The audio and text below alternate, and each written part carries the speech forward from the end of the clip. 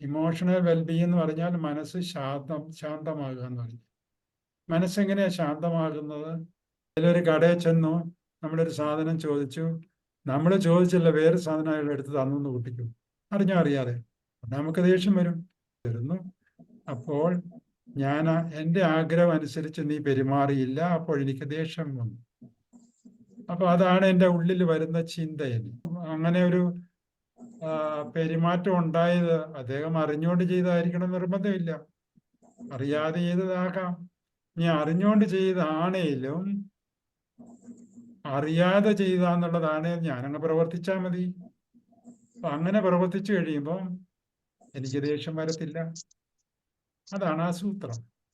അപ്പൊ ഞാൻ എന്താണ് വിചാരിക്കേണ്ടത്? ഞാൻ വിചാരിക്കും അയാൾക്കൊരു കൈബദ്ധം പറ്റിയതായിരിക്കുമെന്ന്. അപ്പൊ എനിക്ക് ദേഷ്യം വരില്ല. അല്ല, ഞാൻ എൻ്റെ കാര്യം പറയും, ചേട്ടാ ഞാൻ ഈ സാധനമല്ല കേട്ടോ വിചാരിച്ചത്, ഇതല്ല കേട്ടോ ഞാൻ ചോദിച്ചത്, ഇതെനിക്ക് വേണ്ട. വളരെ സാവകാശം ശാന്തനായിട്ട് ഞാൻ അവരോട് പറയും. അപ്പൊ അയാൾക്കും ദേഷ്യം വരത്തില്ല, എനിക്കും ദേഷ്യം വരത്തില്ല. ഇങ്ങനെയാണ്. ഇപ്പൊ ദേഷ്യം വന്നു എന്നറിയുമ്പം തന്നെ ആ ദേഷ്യത്തിന്റെ പിന്നിൽ പ്രവർത്തിക്കുന്ന ചിന്ത ഏതാണോ അതിനെ ഞാൻ റിസോൾവ് ചെയ്യും. അതിനധികം നേരമൊന്നും വേണ്ട, പെട്ടെന്ന് ആയിക്കോളും.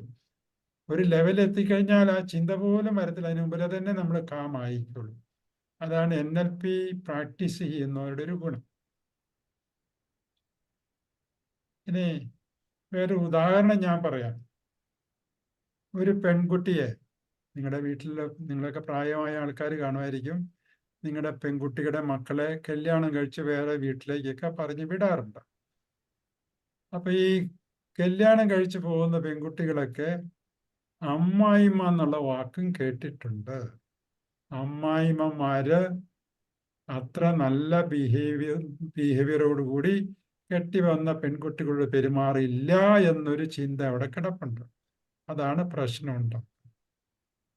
അപ്പൊ മനസ്സ് ശാന്തമായിട്ടോ ഇരിക്കുകയാണ് NLP പ്രാക്ടീസ് ചെയ്യുന്ന ആളാണെങ്കിൽ ഈ അമ്മായിമ്മ എന്നുള്ള വാക്കിനെ ഒരു സ്വീറ്റ് വേർഡായിട്ട് ആ കുട്ടിക്ക് മാറ്റാൻ പറ്റും. അതാണ് NLPയുടെ ഒരു പ്രത്യേകത. അതെങ്ങനെയാണെന്നൊക്കെ അതൊരു ചെറിയ സെൽഫ് തെറാപ്പി കൂടെയൊക്കെ അങ്ങനെ വരുത്താൻ പറ്റും. കാരണം നമ്മുടെ അകത്ത് കിടക്കുന്ന ലോകത്തിനെ മോഡിഫൈ ചെയ്യാന്ന് പറയും. അതാണ് NLP കൊണ്ട് നമ്മൾ ഉദ്ദേശിക്കുന്നത്. അപ്പൊ നമ്മളെല്ലാവർക്കും ഒരു ലോകമുണ്ട് ഉള്ളില്. ഈ ലോകത്തിനെ നമ്മൾ മോഡിഫൈ ചെയ്യും. ആ മോഡിഫൈ ചെയ്യാൻ വേണ്ടിയിട്ട് ഉപയോഗിക്കുന്നത് അകത്ത് കിടക്കുന്ന ചിന്തകളെ റിഫൈൻ ചെയ്യുക എന്നുള്ളതാണ്. അതാണ് NLP കൊണ്ട് നമ്മൾ പഠിക്കുന്നത്.